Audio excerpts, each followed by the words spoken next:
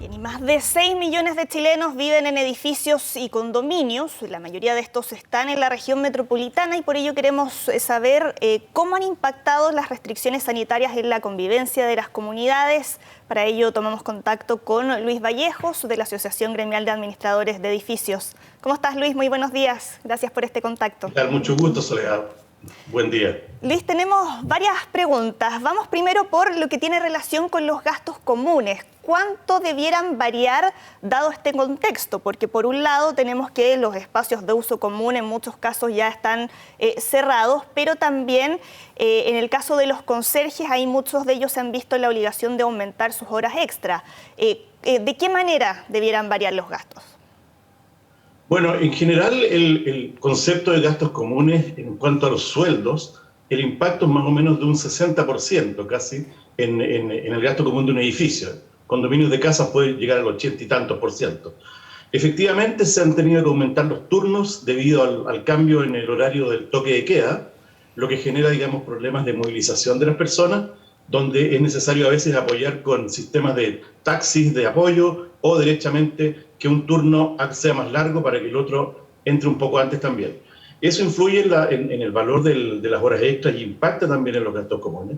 Y por otro lado tenemos también todos los ítems nuevos que hace un año no se compraban, por ejemplo, todo lo que son los amonios cuaternarios, los alcohol gel, todo lo que es guantes, mascarillas, todo lo que requiere el personal que realiza aseo, que es mucho más intensivo que antes. Ahora hacemos en los edificios higienizaciones cada una hora, en los ascensores, en los pasillos, en todas las zonas. Entonces todo eso repercute finalmente en que el gasto común suba un poco.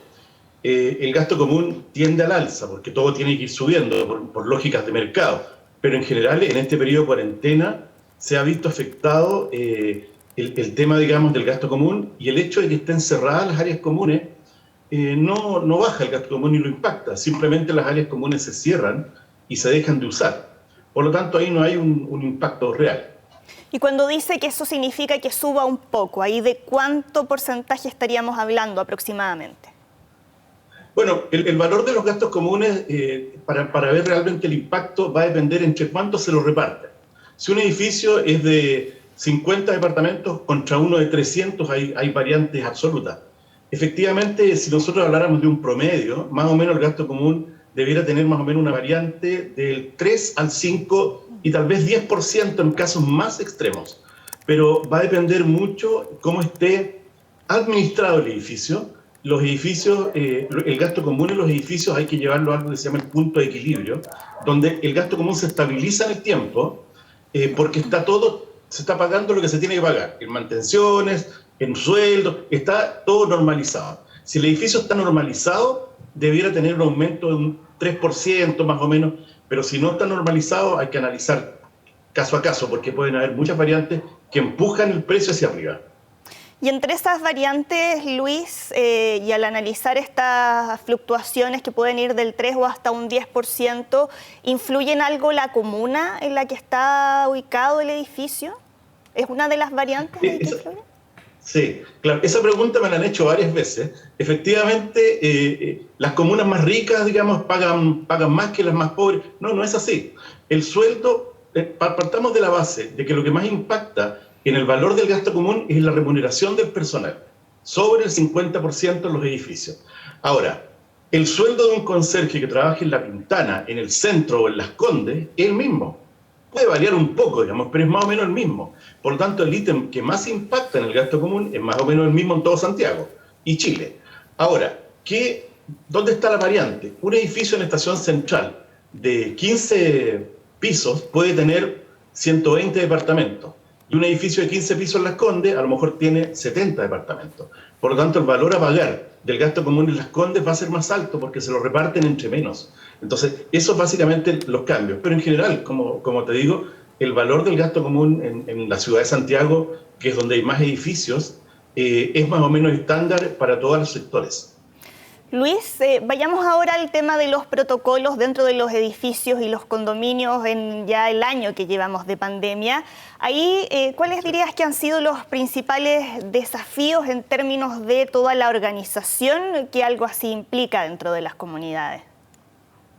Mira, Soledad, nosotros partimos en febrero del 2020 y la gente nos decía, pero don Luis no le estará poniendo mucho cuando exigíamos higienización y qué sé yo, y detectamos que en febrero del 2020 detectamos que los ascensores podían ser el mayor punto de contagio, debido, digamos, a las partículas en el aire, cuando la gente hablaba de que para contagiarse coronavirus tenías que topar algo que hubiera virus, pero ahora se habla que iban en el aire.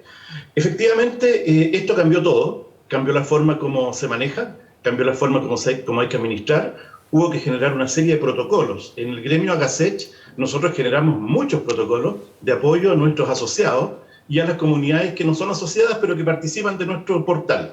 Entonces finalmente esto fue variando los comportamientos de las personas, donde efectivamente hubo que poner protocolos, sobre todo en las etapas más complicadas de la pandemia el año pasado, que fue junio y julio, y ahora lo estamos viviendo en marzo, abril y mayo probablemente, donde efectivamente hay que restringir cosas, que las personas, por ejemplo, tienen que funcionar dentro del edificio en las áreas comunes con mascarilla, no pueden hacer traslados de basura, cambia todo el concepto del manejo de los desechos, por ejemplo. Hoy día los shafts, donde las personas dejan la caja de la pizza, qué sé yo, o alguna caja o alguna botella, eso hoy día hay que manejarlo de otra forma, tiene que llevarlo a la persona abajo y solamente está disponible el ducto, que es donde se deben depositar algún tipo de desechos siempre embolsados. Entonces, ha cambiado mucho el tema de los edificios en cuanto al comportamiento de las personas, a los protocolos nuevos, donde el personal ha tenido que asumir nuevas tareas que antes no asumía. Los conserjes, por ejemplo, cooperan haciendo aseo en ciertas zonas. Hay que recordar que recién ahora, hace una semana, se permitió que los auxiliares de aseo asistieran a los condominios, porque antes no estaban en el dictamen de Contraloría.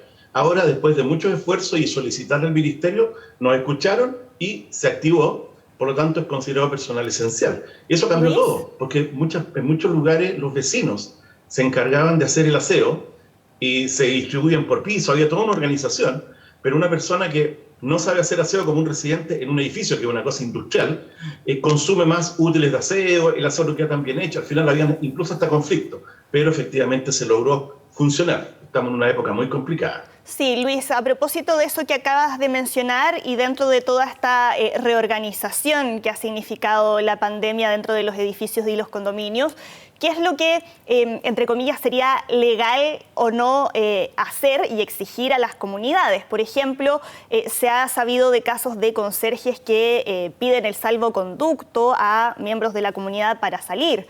¿O se puede eventualmente obligar a que toda la comunidad también colabore en estos trabajos de limpieza y de sanitización? Bueno, primero que nada, los conserjes actualmente, que no es lo mismo que un guardia de seguridad, el conserje en un condominio no tiene facultades para solicitar permisos. Por lo tanto, el concepto de la restricción de las visitas no se pueden hacer. Ahora, si bien el conserje detecta que están llegando muchas personas a un lugar, por ejemplo, para una fiesta clandestina, hay que entender que estamos en cuarentena, no hay que hacer visitas de cortesía. O sea, hoy día alguien puede ir a dejar medicamentos a un adulto mayor, alimentación, ir a buscar al adulto mayor para llevarlo al médico y traerlo de vuelta por un tema médico. Eso sí, pero las visitas de cortesía están suspendidas. Entonces, pero igual llegan. Entonces, ¿qué es lo que tiene que hacer el conserje? Como no puede pedir el salvoconducto propiamente tal, puede llamar él o los residentes a los distintos teléfonos que hay haciendo la denuncia a Carabineros, Seguridad Ciudadana o el MinSal derechamente, para que hagan una fiscalización de que se está llevando a cabo se está superando el aforo, por ejemplo, en un edificio. Ahora, los guardias de seguridad están facultados para tomar temperatura, por ejemplo, en caso de lugares como supermercados y qué sé, pero tienen que tener el estatus de guardia. Con respecto, digamos, a la organización del aseo, hoy día el hecho de que puedan asistir los auxiliares de aseo legalmente, digamos, facilita mucho. Sin embargo, así todos los propietarios, no todas las comunidades son iguales, hay algunas que son más organizadas que otras, hay distintos liderazgos que se ejercen por los mismos propietarios o el comité de administración, donde finalmente se organizan y logran, entre todos, haciendo turnos y qué sé yo, mejorar la calidad de vida, haciendo ellos mismos en algunas zonas aseo adicional.